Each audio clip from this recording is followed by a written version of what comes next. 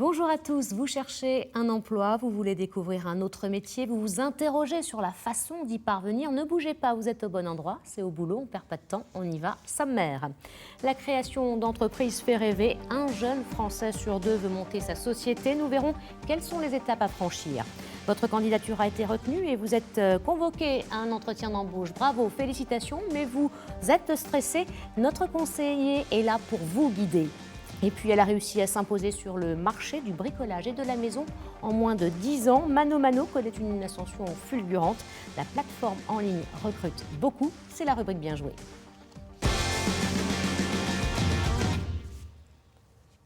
C'est la référence en ligne du bricolage et du jardinage. 10 millions de produits vendus et plus de 50 millions de visiteurs chaque mois et des ambitions encore plus grandes à l'international. On en parle avec son directeur des ressources humaines, Christophe Darnis. Bonjour, vous êtes le directeur, donc le DRH de Mano Mano. Racontez-nous l'histoire de cette entreprise à Bordeaux il y a 5 ans. Tout à fait. Alors Mano Mano, c'est le leader digital européen du bricolage, du jardinage et de la maison. L'entreprise a été créée par Philippe de Chanville et Christian Resson en 2013 et nous avons connu une croissance très forte. Aujourd'hui, nous avons plus de 3600 marchands sur le site, 50 millions de visiteurs uniques par mois et 7 millions de clients actifs. Donc c'est vrai que c'est une croissance impressionnante. Nous avons fini l'année dernière avec un volume d'affaires de 1,2 milliard d'euros.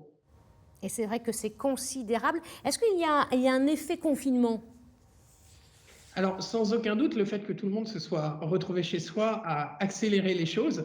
Donc, il y a un effet confinement, ça montre surtout la robustesse du modèle et le fait que pendant toute cette période, Mano Mano a continué à croître en entraînant dans son sillage l'ensemble de ses marchands, parce que les gens se sont retrouvés chez eux et le chez eux, en plus de chez eux, est devenu aussi leur lieu professionnel.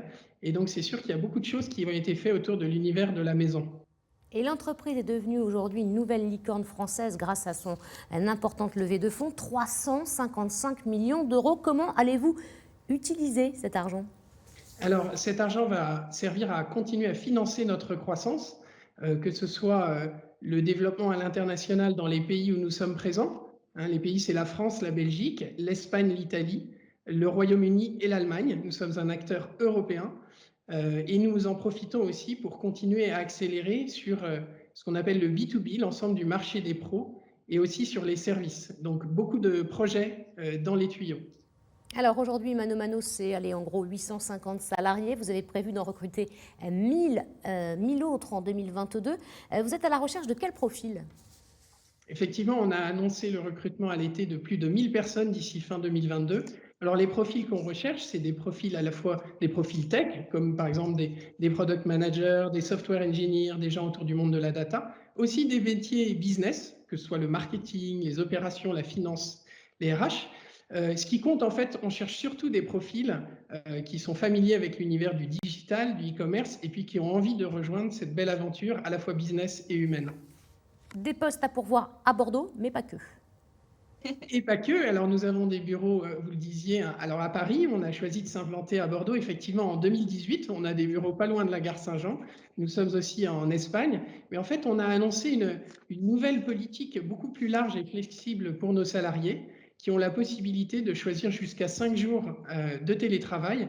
Et donc, en fait, c'est une nouvelle phase qui s'ouvre puisque nous recrutons absolument partout en France et en Espagne. Dites-moi ce qui pour vous fait la différence dans un CV. On dit souvent à nos candidats, venez comme vous êtes. Et donc nous, ce qu'on cherche, c'est à la fois au-delà de ce qu'on appelle les hard skills, c'est-à-dire les compétences professionnelles, notamment les compétences autour d'un métier donné. On recherche l'adéquation aussi avec notre culture. Et ce qui compte, c'est que voilà, la prochaine étape de nos candidats quand ils viennent chez Mano Mano, c'est que ce soit une alchimie mutuelle pour que leur aventure soit une aventure gagnante. On leur promet que chez Mano Mano, ils vont grandir parce qu'on cherche à mettre vraiment chacun à sa juste place. Oui, j'allais vous dire, vous êtes réputé pour les conditions de travail optimales que vous proposez. Vous placez vraiment l'humain au cœur de votre culture d'entreprise. Tout à fait. C'est indispensable parce que comme l'entreprise est en hyper-croissance, la seule manière de vivre et de poursuivre cette hyper-croissance, c'est de faire très attention à ce double équilibre entre le business et l'humain, et que l'humain soit au cœur. Et donc, je vais vous donner quelques exemples, mais par exemple, on fait très attention à l'intégration de nos collaborateurs parce qu'ils rejoignent une aventure lancée à pleine vitesse. On fait attention aussi au management pour que voilà, les équipes puissent accompagner cette croissance et que les individus puissent être à l'aise avec cette croissance. J'ai l'habitude de parler de déséquilibre avant. Quand les gens nous rejoignent, ben, on leur offre un cadre où ils vont pouvoir grandir, comme je le disais. Donc, c'est à la fois pouvoir apprendre, pouvoir se développer, parce que les périmètres des gens grandissent à toute vitesse, comme celui de l'entreprise. On met un accent aussi sur les mobilités. Et puis, on s'assure d'un vrai équilibre entre vie professionnelle et vie privée pour créer ce cadre de travail harmonieux, favorable. Et pour candidater, on fait comment? Pour candidater, vous pouvez candidater en ligne sur notre site. Nous avons un site dédié mano mano sur Welcome to the Jungle. Donc voilà, les candidats peuvent postuler. Vous avez tous nos postes ouverts en ligne et donc n'hésitez pas à venir postuler. Merci Christophe. Alors vous l'avez entendu, hein, surtout n'hésitez pas, si cette entreprise vous intéresse, n'hésitez pas, donc contactez-la à l'adresse qui s'affiche sur votre écran. Vous préparez un entretien d'embauche et vous avez besoin de conseils pour être guidé. Eh bien, notre expert Jacques Froissant est là pour répondre à toutes vos questions et à celles de Pauline aujourd'hui. Pauline qui habite Dax et qui se demande comment gérer son stress avant un entretien d'embauche.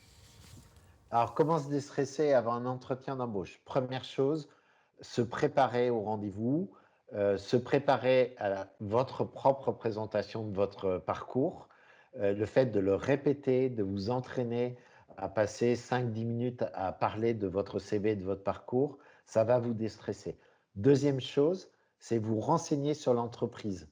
Vous avez le site web de l'entreprise, mais il peut y avoir des articles de presse, il peut y avoir des vidéos d'interlocuteurs de l'entreprise, et puis vous avez des profils LinkedIn des gens qui vont vous recevoir. Allez voir aussi les profils LinkedIn des gens qui occupent la même fonction que celle auxquelles vous postulez. Vous allez peut-être vous apercevoir qu'il y a des gens qui ont le même parcours que vous. Ça vous enlève du stress. Et dernier point, c'est prévoir de la marge avant d'arriver dans l'entreprise. Donc, repérer sur Google Maps où est l'entreprise, éventuellement visionner le quartier sur Google Street et arriver à l'heure, c'est un moyen de ne pas être stressé.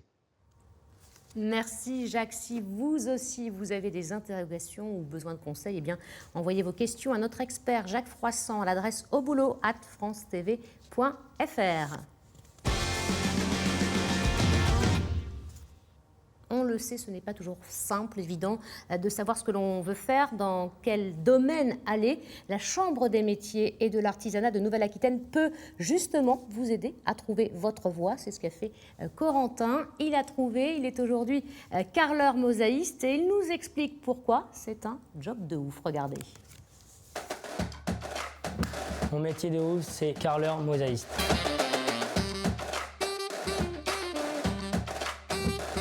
Dans ce métier, ce qui est cool, c'est qu'il faut être minutieux, précis, pour que ça rende un effet joli.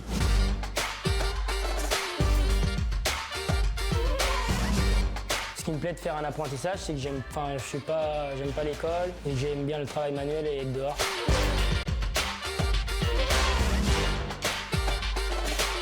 Toi aussi, tu veux faire un métier de ouf? Vas-y, contacte-nous. Et oui, vous aussi, vous pouvez faire comme Corentin, partir en contrat d'apprentissage. Il existe de nombreux centres de formation dans la région. Vous le voyez, plus d'infos avec la Chambre des métiers et de l'artisanat de Nouvelle-Aquitaine. On peut nourrir de grands projets très très tôt. La création d'entreprises séduit de plus en plus les jeunes. Un jeune sur deux, figurez-vous, veut créer son business. On en parle avec Aurore Winzerich. Bonjour Aurore, pourquoi une telle appétence? Est-ce qu'on le sait? Alors, c'est sûr qu'il y a une vraie appétence pour la création d'entreprises auprès des jeunes. Il y a un peu plus de 40% de la population âgée de 18 à 30 ans qui a aujourd'hui envie de créer sa propre entreprise. C'est un chiffre qui est à la hausse et que la crise a très probablement d'ailleurs stimulé, parce que les jeunes sont moins attirés par le salariat que ne l'étaient leurs parents. Ils souhaitent un peu plus d'autonomie, avoir plus de liberté dans leur quotidien et aussi et surtout avoir un impact plus direct sur les défis sociétaux et environnementaux. Qui sont-ils? Alors, ce sont des jeunes qui sont âgés de 18 à 30 ans, qui trouvent plus motivant de se lancer dans l'entrepreneuriat plutôt que d'être salariés, qui ont peur de s'ennuyer au travail, qui veulent avoir un métier à impact, faire de ce qui les passionne et ce qui les anime leur métier, et qui souhaitent créer leur propre emploi et plus globalement créer des emplois. Et ce sont aussi des jeunes qui, lors de leurs premières expériences professionnelles, que ce soit un stage, une alternance ou un premier emploi, ont réalisé qu'ils n'accéderaient pas au poste ou au salaire auquel leur diplôme aurait dû leur permettre d'accéder. Alors le but du jeu, c'est d'y parvenir. Comment se faire accompagner, Aurore? Alors c'est sûr que c'est pas vraiment simple d'entreprendre. Ça représente un risque, il faut être polyvalent, curieux, être prêt à assumer une charge de travail qui est parfois assez dense, et puis il y a un gros flou autour de ce que ça représente. Mais surtout, il y a une vraie méconnaissance autour des dispositifs d'aide mis en place. Il y a 69% des jeunes qui ne connaissent pas ces dispositifs d'aide à la création d'entreprise, or ils en ont vraiment besoin pour se lancer. Parmi ces aides les plus demandées par les jeunes sont celles qui sont autour des financements. La deuxième aide la plus demandée, ça va être tout ce qui concerne le réseau professionnel. Et enfin, ça va être le coaching par des experts. Donc pour ça, il faut aller chercher l'info. On va sur le site de la BPI, se rapprocher de son école, de Pôle emploi, de sa ville. Il faut vraiment aller chercher cette information-là. Pour les jeunes étudiants qui souhaitent se lancer avant l'obtention de leur diplôme, il y a aussi le statut d'étudiant entrepreneur qui peut être intéressant. Et pour l'obtenir, il faut être un étudiant de moins de 28 ans, avoir un projet d'entreprise. Et en fait, ce statut va permettre de bénéficier du statut social d'étudiant durant la première année de création, d'avoir accès à un espace de coworking, donc ça permet d'être au contact d'autres entrepreneurs ou d'indépendants, et d'avoir aussi la possibilité de signer un contrat d'appui au projet d'entreprise, par exemple. Donc, il existe aussi plusieurs concours qui peuvent être intéressants. Le tremplin entrepreneuriat étudiant, graines de boss. Pour tout ça, en fait, il suffit vraiment d'aller chercher l'info parce que c'est assez riche sur plein de sites internet et même sur les requêtes, sur les moteurs de recherche. Les concours, les statuts, les aides sont vraiment là et se développent de plus en plus. Merci beaucoup, Aurore. On peut bien sûr vous retrouver sur votre site madamedelacom.com. Un dernier rendez-vous, surtout à noter dans vos agendas, c'est le premier forum de recrutement dédié au métier de l'intelligence artificielle et de la data, le forum Data Days. L'adresse qui s'affiche sur votre écran est importante. Notez-la bien, ce sera le 4 novembre prochain de 13h à 20h. Voilà, au boulot, c'est déjà fini, mais c'est promis, on va se retrouver très très vite. À bientôt.